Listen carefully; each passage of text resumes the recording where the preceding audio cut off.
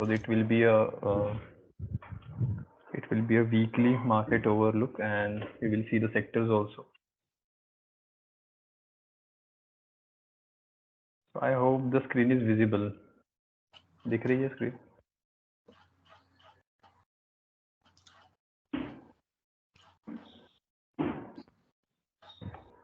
Yes. Okay. Visible.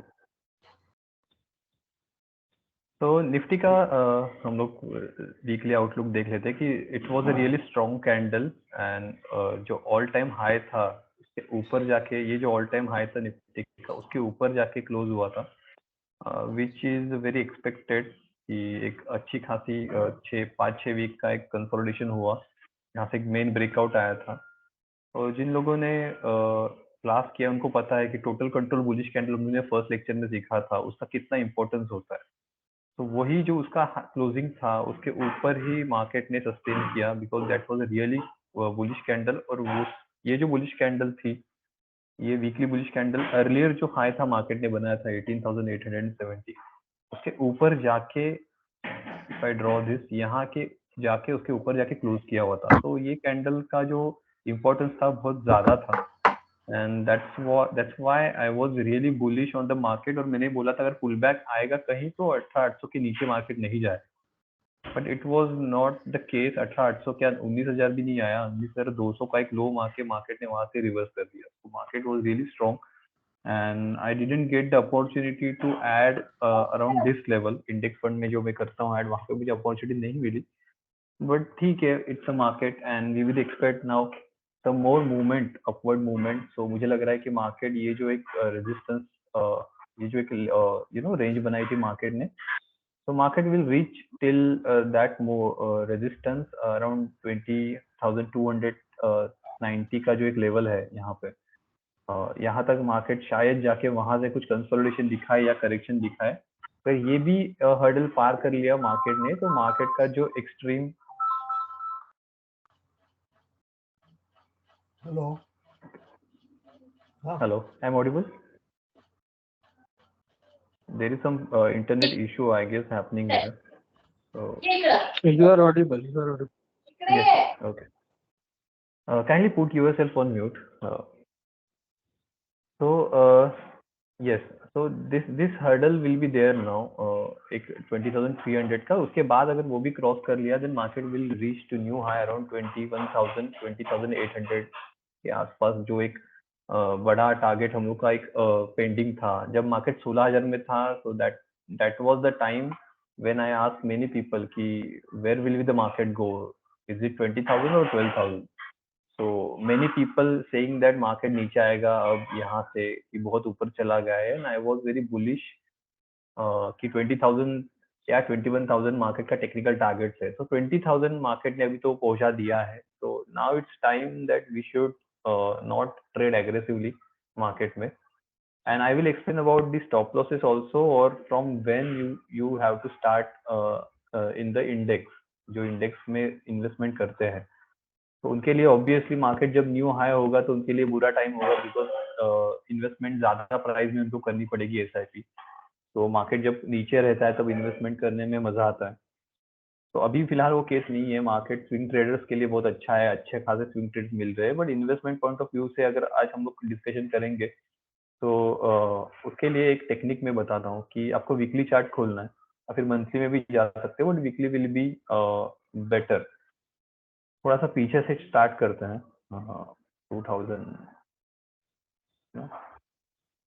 2018 से चालू करते हैं, ठीक है। तो आपको देखना है कि जब मार्केट 3 वीक से ज्यादा अगर एक बुलिशनेस दिखाता है, उसके बाद अगर एक रेड कैंडल अर्लियर वीक के लो को क्लोज करती है, तो वहां से एक मार्केट में करेक्शन आता है। So this is a time आपको मार्केट में इन्वेस्टमेंट चालू करनी है, आपकी एसआईपी आपको एग्रेसिवली चालू कर दे। जब एक वीकली रेड क्लोजिंग आता है, तो I will draw it here again in the colour. बहुत इंपॉर्टेंट है, याद रखिएगा इसको। 3 वीक का अगर कुछ हायर हाई स्ट्रक्चर बनता है, दिस में भी 4 वीक 5 वीक ऑल्सो, ठीक है, तो वो आपको पकड़ने नहीं है। आपको लेटेस्ट 3 वीक का ग्रीन कैंडल्स आपको फॉलो करनी है, ठीक है। लेटेस्ट जो वीक का एक लो या ओपनिंग होगा, ठीक है, ये इसके नीचे अगर वीकली कोई क्लोजिंग आती है लाइक दिस, तो यहाँ से आपको धीरे धीरे मार्केट में पैसे डालना चालू कर देना है। शायद हो सके कि यहाँ से मार्केट फिर से ऊपर जाए, ठीक है, आपने एक एक जगह पे यहाँ पे एक थोड़े से इन्वेस्टमेंट चालू कर दी, यहाँ से मार्केट फिर से ऊपर चले जाने के चांसेस ऑब्वियसली होंगे। आपको रुक जाना है, फिर यहाँ पे कुछ नहीं करना है। फिर से अगर स्ट्रक्चर ये हायर हायर बन रहा है और यहाँ पे अगर एक क्लोजिंग आ गई इसके नीचे, तो ये आपका पॉइंट हो जाएगा इन्वेस्टमेंट, ठीक है। तो यहाँ पे अगर हम देखेंगे तो ये स्ट्रक्चर यहाँ से क्लोजिंग दे चुका था और उसके बाद में आपको अगेन चांस मिला, ठीक है, इन्वेस्टमेंट का।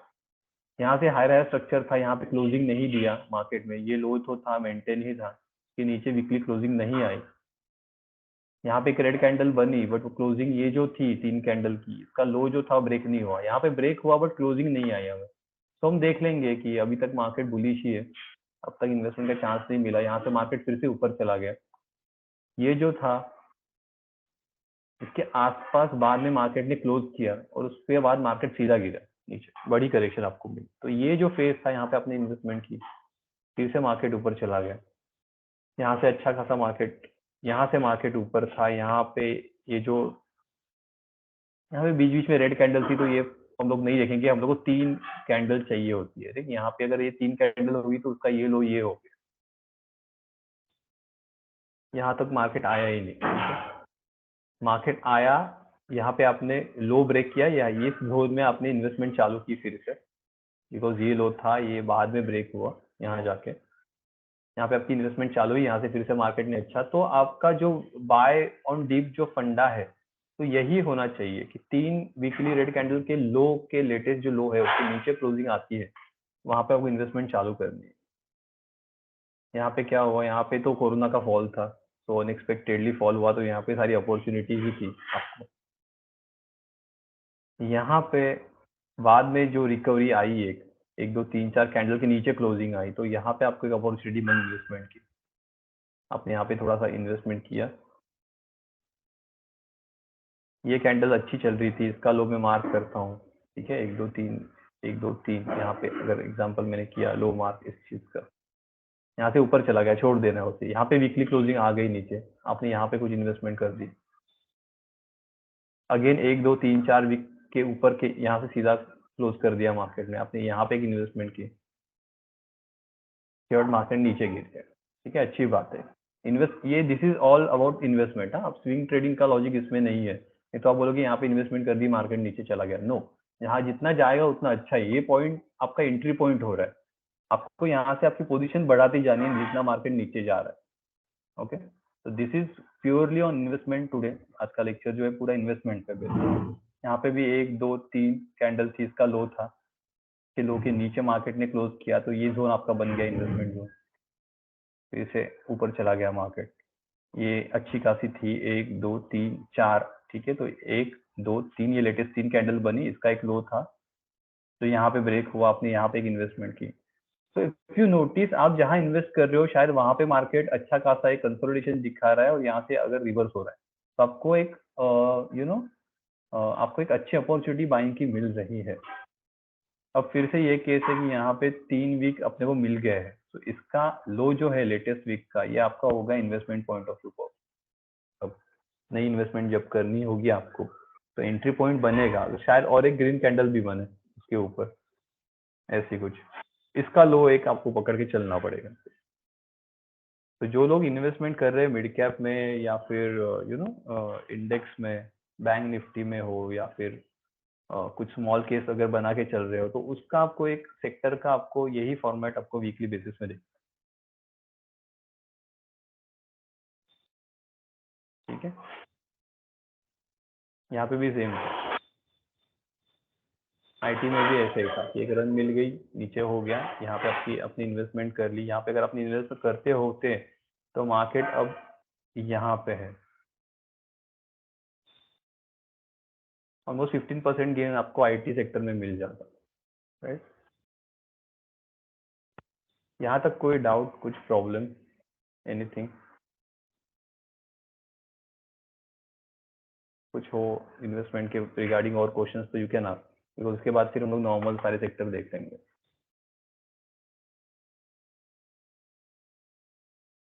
ओके ठीक है, तो ये था निफ्टी का व्यू। निफ्टी मैंने बोल दिया कि कैसे होता है, और 21 डे मूविंग एवरेज वाला भी मैंने जो एक स्ट्रैटेजी दिया था वो भी एक अच्छा चलता है, तो यू कैन ट्राई दैट।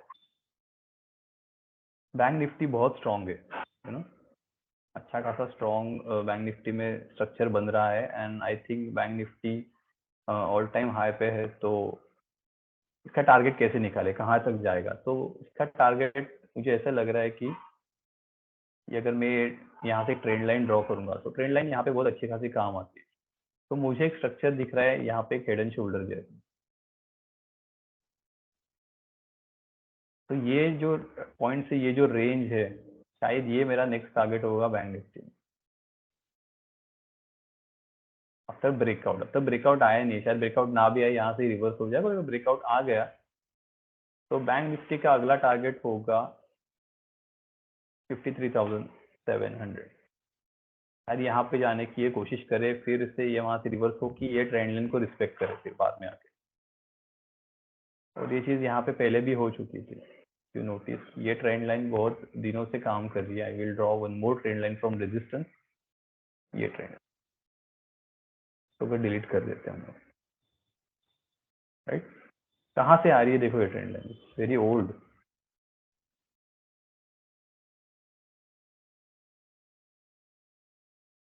तो उसके रेजिस्टेंस पे अब बैंक निफ्टी पहुंच चुका है, and at the same time if you notice कि जो लो थे उसके, ये लो हायर हाई लो मारते हुए चला जा रहा है, and at the same time if you notice this blue 21 day moving average अच्छा खासा उसको भी सपोर्ट लेके चल रहा है। तो market is looking very bullish regardless of you know any, बहुत लोग बोल रहे हैं कि यहाँ से बहुत सारा करेक्शन आ सकता है, करेक्शन आया तो अच्छी बात है, आना ही चाहिए। पर ओवरऑल स्ट्रक्चर देखेंगे तो मार्केट के जो ओवरऑल चार्ट पैटर्न जो बन रहे हैं, तो it's looking very bullish specifically on bank Nifty. तो बैंक निफ्टी का नेक्स्ट टारगेट अगर यहाँ से अच्छा खासा एक वीकली ब्रेकआउट मिलता है तो मेरे ख्याल से 50,000 53,000 ये जो है एक राउंड फिगर, तो डेफिनेटली 50,000 में तो रेजिस्टेंस आएगा ही बैंक निफ्टी को, no doubt. It will be you know number game, so एक 50,000 राउंड फिगर है तो यहाँ से एक शायद आएगा। बट एक लॉन्ग टर्म का टारगेट जो है बैंक निफ्टी का, तो स्टिल 15% का गेन आपको यहाँ से बैंक निफ्टी में ऑन है, और एक साल में भी अगर आ गया वो 15% per annum is really good return, I can say. Same with finance, bank Nifty से रिलेटेड है बट उसमें बाकी के फाइनेंशियल इंस्टीट्यूशंस भी आ रहे हैं, तो यहाँ पे एक अच्छा खासा रिटेस्टिंग करके एक ऑल टाइम हाई के आसपास चल रहा है। आईटी सेक्टर में अच्छा खासा एक मूव मुझे दिख रहा है यहाँ पे, और यहाँ से ये रेजिस्टेंस तक का और शायद और 9-10% का एक यहाँ से अपवर्ड मूव मिल सकता है आईटी में। एंड ऑल टाइम हाई अगर क्रॉस कर लिया आईटी ने तो एक बड़ा मूवमेंट मिलेगा, क्योंकि आईटी अगर देखा जाए तो 22 से लेके 23 भी चला गया, ऑलमोस्ट एक साल, और एक साल अभी चला जाएगा। तो ये जो जोन बड़ा बनाया है आईटी ने, ये जो जोन बनाया है, it is a big zone, consolidation zone, 2 साल का जोन है। अगर 2 साल के जोन का अगर ब्रेकआउट मिलता है तो हमें ये पूरी जो रेंज है वो टेक्निकल टारगेट होगा ऑलमोस्ट 48%। यहाँ पे मैं रखूंगा ब्रेकआउट की लेवल से, तो आता है अराउंड 30%। 30% ये एक साल में भी आएगा, 2 साल का कंसोलिडेशन ब्रेक का टारगेट ये एक साल में कंप्लीट कर देगा आराम से। तो आईटी सेक्टर भी मुझे अच्छा लग रहा है फॉर यू नो इन्वेस्टमेंट। अगर आप कोई एक सेक्टर देखना चाहते हो कि कहाँ अभी पैसे इन्वेस्ट करें आने वाले टाइम में, तो IT is looking nice to me. And ये लेवल से देखेंगे तो इसके रिटर्न और बढ़ेंगे। अभी जो करंट लेवल है आईटी की, यहाँ से देखा जाएगा तो ऑलमोस्ट 57% के रिटर्न मुझे आईटी सेक्टर में दिख रहे हैं। So IT is looking good. अगर कोई पुल बैक आता है आईटी में, then you should watch on IT sector. Auto sector is like running like anything, कोई स्टॉप ही नहीं आ रहा है उसको कि कोई कुछ मूवमेंट मिले या कुछ एक बाइंग अपॉर्चुनिटी मिले। तो ऐसे टाइम में जो पुराने ट्रेड से वो कंटिन्यू करना ही अच्छा रहेगा। जो मैंने लॉजिक बताया कि यहाँ पे भी 3 कैंडल वीकली हो गई है, तो इसके नीचे का अगर ब्रेक आता है इसमें, यू नो, के नीचे आएगा तो यहाँ से एक इन्वेस्टमेंट करना चालू कर देना चाहिए, बट अभी जो ऑल टाइम न्यू हाई वहाँ पे कुछ करने में मतलब नहीं है। जैसे एक अपॉर्चुनिटी यहाँ पे आईटी ने दी थी कि 3 कैंडल वीकली लो, उसके नीचे एक ब्रेक मारा था और यहाँ से फिर से एक अच्छे खासे रिटर्न दिए थे। ये लेवल से ऑलमोस्ट 12% अब तक चल चुका है। तो ये अच्छा एक स्ट्रेटेजी है, आपको ऐड ऑन करना रहेगा तो। बट राइट नाउ आईटी कुछ सुनने की मूवमेंट में नहीं है, सिर्फ अपवर्ड ही चला जा रहा है और ये 2020 मूविंग एवरेज भी उसके नीचे नीचे ही है and it's still up from its moving average 8-9% अभी भी ऊपर है। So I will not touch auto right now. For swing trading also and for investment also I will wait, कुछ उसमें थोड़ा सा करेक्शन मिले मुझे, मिलता है तो ठीक है, नहीं मिलता है तो I will let it go. Pharma में एक अच्छा खासा you know I will check it on monthly. यहाँ पे एक थोड़ी clear picture, I will remove this drawings also. तो यहाँ पे एक जो राउंडिंग पैटर्न बना था उसका एक ब्रेकआउट आया, फिर से एक उसमें करेक्शन आया और ब्रेकआउट आया। बट अब यहाँ पे हो रहा है मंथली पे एक फ्लैग पैटर्न बन रहा है, if you see the flag pattern is making on a monthly basis. तो ये जो कंसोलिडेशन था, ये कंसोलिडेशन का अगर हम रेंज निकालेंगे तो we will get the pharma के भी एक टारगेट हमें मिल सकते हैं यहाँ से, which is a really good target. और यहाँ पे एक ब्रेकआउट आया था तो और 50% ब्रेकआउट लेवल से ऊपर है और अभी का जो करंट लेवल है वहां से अगर देखा जाएगा तो फार्मा में अभी भी 30% हाइक बची हुई है टारगेट। तो ये 20,000 राउंड नंबर भी है, तो I will mark this level also pharma में लॉन्ग टर्म टारगेट।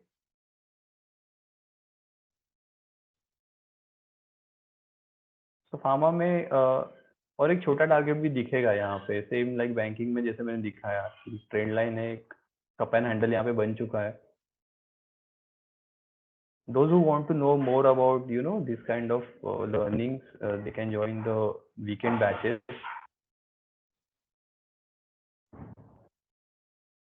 तो यहाँ से एक लेवल आ रही है जो लेके जा रही है और टारगेट उसके ऊपर आ सकते हैं यहाँ से।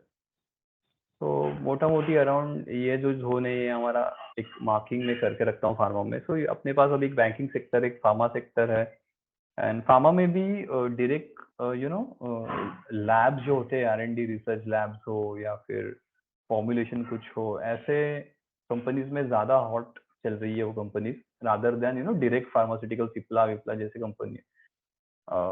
उससे ज्यादा एक कुछ laboratory regarding company, testing company ज्यादा चार्ट उसके सेक्टर के स्ट्रॉन्ग है, तो वो थोड़ा सा आपको डिटेल में देखना पड़ेगा कौन सी कंपनी के स्टॉक फार्मा में भी ज्यादा प्रॉमिसिंग लगते हैं उसमें। Then it comes to metal. Metal में जो मेरा टारगेट था वो आ चुका है और उसके ऊपर ही मार्केट अभी सस्टेन कर रहा है। तो ये जो ट्रेंड लाइन बनी थी, again I will convert this into weekly.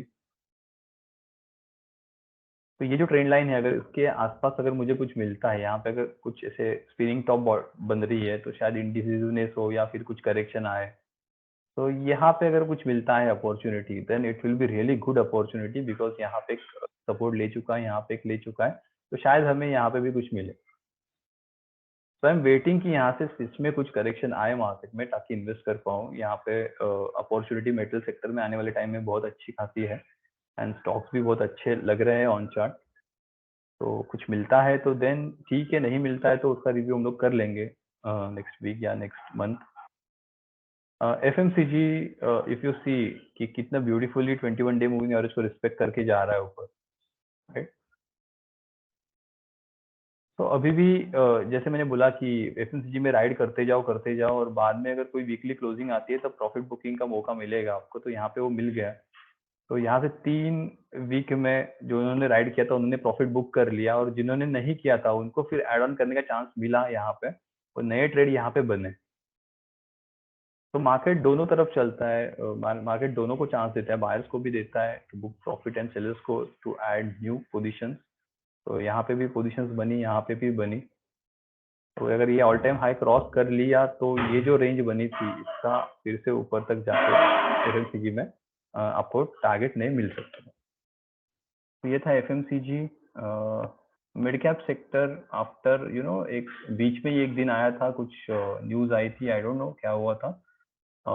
एक बड़ी बेरिश कैंडल बनी थी, बट मुझे लगता है it's not just bearish candle because of news कि एक सेक्टर एक प्रॉफिट बुकिंग एक्सपेक्टेड था 21 डे मूविंग एवरेज के आसपास, तो वो मिला भी यहाँ पे। अब देखना है कि ये जो इसकी फिबोनाची लेवल जो है, ये फिबोनाची लेवल के ऊपर अगर क्लोजिंग नहीं आती है तो अगेन फॉल आ सकता है मिड कैप में, और वो ज्यादा फास्ट हो गया। तो मार्केट को मिड कैप सेक्टर को इस फिबोनाची लेवल के ऊपर सस्टेन होना वीकली बेसिस पे बहुत जरूरी है, नहीं तो फिर सेलिंग प्रेशर आ सकता है definitely. Will check it out.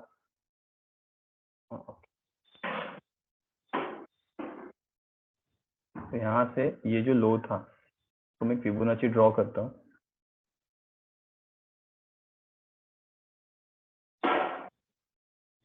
ये लेवल आ गया है मार्केट का, तो अराउंड दिस लेवल, थोड़ा सा कलर चेंज करते हैं।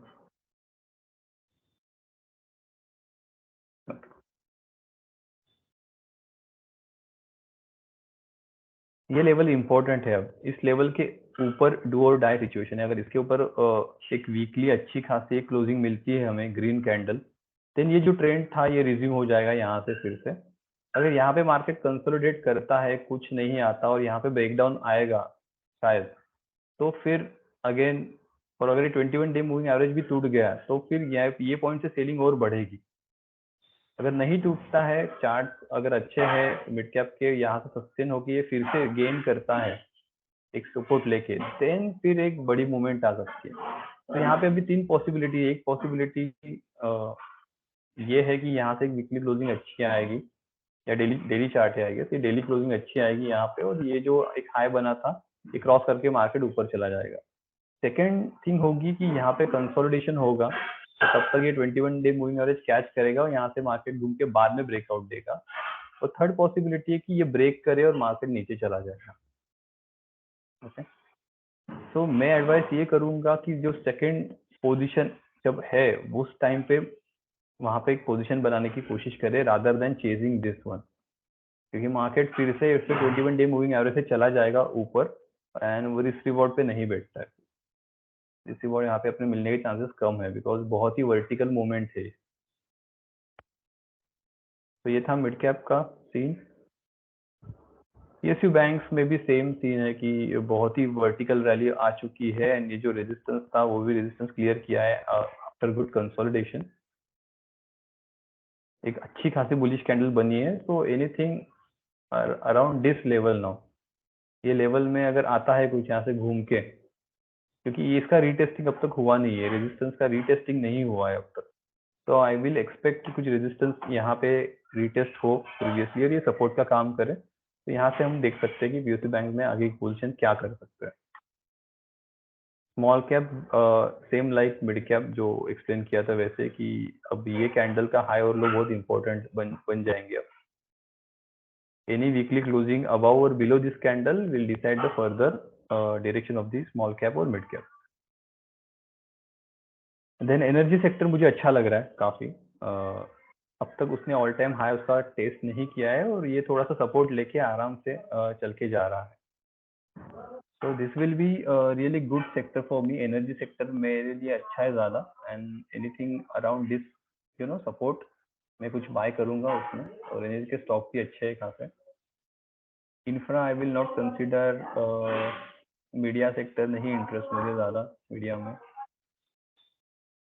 ऑयल एंड गैस में भी कंसोलिडेशन चल ही रहा है, तो उसमें भी कुछ दुख नहीं है ज्यादा, ये रेंज बनी हुई है उसके अंदर ही काम चल रहा है। तो यस, ये कुछ सेक्टर के डिस्कशंस थे आने वाले टाइम के लिए। थोड़ा से लॉन्ग टर्म भी हम लोग ने देखे, मंथली भी देखे, थोड़े वीकली में भी बड़े टारगेट्स भी देखे। तो मार्केट ओवरऑल अच्छा चल रहा है। And if I come back to Sensex now, Sensex का एक ओवरऑल भी देखते हैं।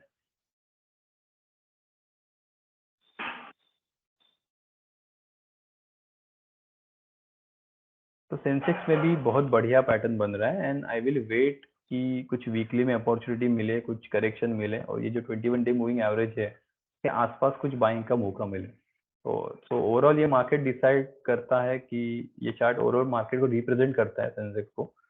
So better view Sensex, just not Nifty 50. कि सेंसेक्स भी अच्छा खासा एक पॉजिटिवनेस दिखा रहा है and really good candles on weekly basis. तो मार्केट ओवरऑल कुछ खास बेरिशनेस नहीं है. जो कुछ बाइंग आएगी वो करेक्शंस में आपको उसका यूज करेगा बाइंग के लिए. So yes, that's it for the week. Now if you have any your chart specifications, आपके चार्ट कुछ हो, स्टॉक्स हो, उसके बारे में कुछ क्वेरी हो तो you can ask. Otherwise we will wind up now.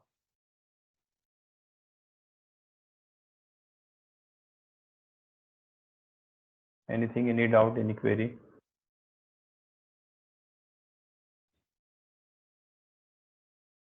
Okay, I don't think so. किसी को कुछ डाउट है? So thank you for coming, joining this live session. We will catch Thank you, in the Prasad. next week. Thank you so much. Yeah. Bye.